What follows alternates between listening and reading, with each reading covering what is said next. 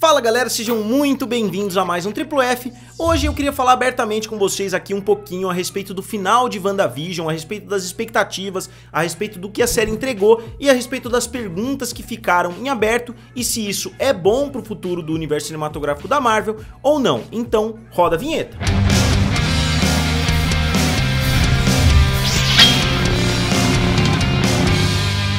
Pessoal, como sempre, se vocês ainda não são inscritos aqui no canal Triplo F, se inscrevam. Cerca de 60% das pessoas que estão assistindo agora ainda não se inscreveram, então se conseguir chegar pelo menos aos 50 ali já seria muito legal. Então eu não vou ficar remoendo cada uma das questões, eu vou só apresentar pra vocês as principais perguntas aí que ficaram em aberto, né? As principais perguntas que ficaram não em aberto, mas que ficaram pra ser respondidas em projetos futuros. Uma coisa que a gente tem que lembrar é que a Marvel nem sempre ela responde tudo dentro de um determinado filme. Muitas vezes já aconteceu isso, deles deixarem pontas soltas para os próximos projetos. E uma coisa que a gente não pode esquecer também é que WandaVision é uma série do Disney Plus, então não seria legal se uma série do Disney Plus mudasse muito o universo cinematográfico da Marvel, porque a gente tem que considerar que vão ter muitas pessoas que vão assistir os próximos filmes sem ter assistido WandaVision, porque são coisas um pouquinho diferentes. Então mesmo que WandaVision tenha tido um impacto, né, de transformar a Wanda na Feiticeira Escarlate, que talvez seja o ser mais poderoso que já foi apresentado até agora, eles não poderiam mudar completamente, não poderia apresentar muita coisa diferente, porque as pessoas que só estão assistindo os filmes poderiam ficar um pouquinho perdidas. Mas de qualquer forma, vamos lá, a primeira grande pergunta, obviamente, é o Visão Branco. O que aconteceu com o Visão Branco? Por que depois de ter aquela realização, ele simplesmente voou? Isso tem muitas explicações. Na minha opinião, ele não é exatamente o mesmo Visão que a gente conhecia, ele simplesmente recuperou as memórias, mas ele ainda estava falando mais ou menos como Visão no primeiro filme lá que ele apareceu, na Era de Ultron, porque ele ainda tá parecendo muito inocente, ele ainda não é tão humano quanto o Visão que a gente conheceu, que parece mais o Visão falso ali, né, que foi criado dentro do Rex. Então o Visão Branco pode ter ido em busca de respostas, né, a gente viu muitas pessoas falando que ele pode ter ido pra Wakanda, o que eu acho que é uma possibilidade, mas eu acho que ficou muito bem feito porque eles deram o palco principal pra Wanda e pro Visão que a gente já tinha sido apresentado, que a gente já tava acompanhando há bastante tempo, então eles próprios conseguiram resolver o problema, principalmente a Wanda, né, que é de longe a protagonista da série. Ela não precisou de ajuda ali pra combater a Agatha Harkness, então eu achei isso muito legal. E essa mesma coisa responde porque o Doutor Estranho não apareceu. Eu acho que não teria sido tão legal assim se uma história toda envolvendo o luto da Wanda, envolvendo a Wanda criando o próprio Visão, criando os próprios filhos, se tivesse terminado com o Doutor Estranho chegando e salvando o dia. Eu acho que teria menosprezado um pouquinho a personagem da Wanda, ainda mais depois da Agatha Harkness falar que ela era mais poderosa do que o Mago Supremo. Então não tinha mais tanto sentido assim no Doutor Estranho aparecer. Obviamente seria legal, o Benedict Cumberbatch é um ator excelente, mas eu acho que não era necessário para a narrativa que ele aparecesse.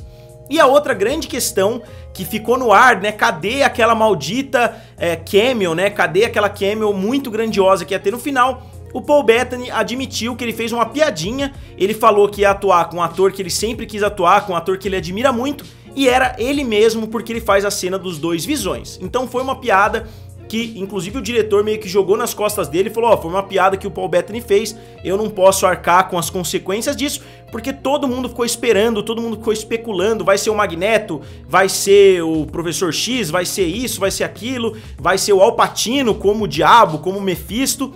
Muitas especulações surgiram, os canais aí aproveitaram para fazer 20, 30 vídeos a respeito desse assunto e acabou não dando em nada porque foi simplesmente uma piadinha do Paul Bettany que eles não esperavam que fosse tomar proporções tão grandes assim. E outro ponto que eu fiquei um pouquinho encafifado também assistindo o filme foi com relação a Agatha Harkness, porque a Wanda vai deixar a Agatha Harkness simplesmente ali dentro da cidade. A Agatha Harkness, se a gente for olhar, a única coisa muito terrível que ela fez foi matar o cachorro. Ela não fez nada tão absurdo, porque a culpada daquilo tudo, no fim das contas, era a própria Wanda. A Agatha Harkness, obviamente, ficou empurrando ela pra fazer as coisas de uma forma um pouquinho diferente, mas ela já tinha criado o Rex, ela já tinha enfeitiçado as pessoas, ela já tinha feito basicamente tudo ali dentro, e agora essa cidade que ficou completamente destruída, né, pela Wanda, pelo menos em termos psicológicos, agora todo mundo vai saber que tem uma bruxa morando ali com eles.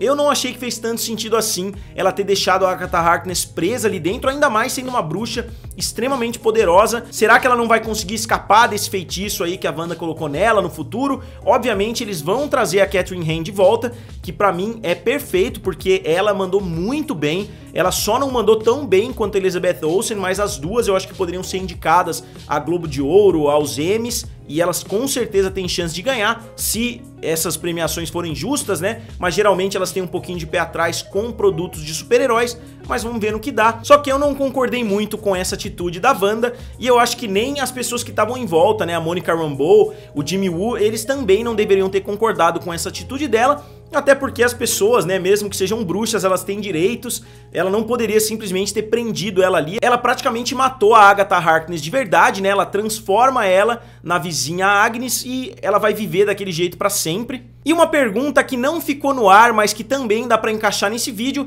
é quem era o engenheiro espacial, por que foi criado tanta especulação em volta disso.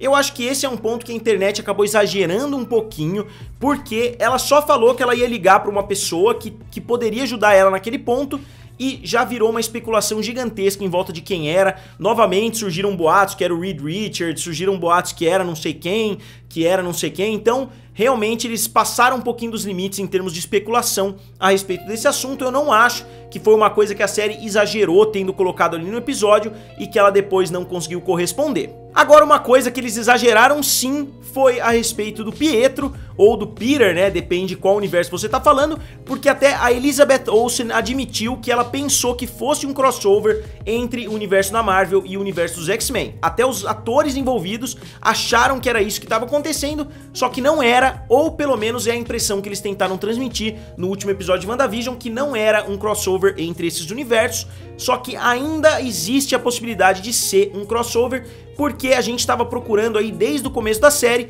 uma pessoa que tá na proteção de testemunha, né, do Jimmy Woo, e algumas coisas ajudam a mostrar isso. Em primeiro lugar, ele dá risada do próprio nome, quando ele fala Ralph Bonner, ele dá risada. Isso mostra que talvez não seja o nome real dele, pode ser que seja o nome que a proteção à testemunha ali deu pra ele, porque quando uma pessoa é enviada, né, pra esse tipo de proteção, ela muda de nome, ela muda a vida dela inteira, e porque um ator estaria morando numa cidade como Westview, o que faz sentido também se ele for da proteção à testemunha. Então, quem é o homem que o Jimmy Woo estava procurando, né, nesse negócio de proteção à testemunha, pode possivelmente ser o Ralph, porque foi o único homem ali que a gente não sabia qual era a identidade, foi o único mistério envolvendo um personagem masculino ali, foi justamente essa revelação do Ralph.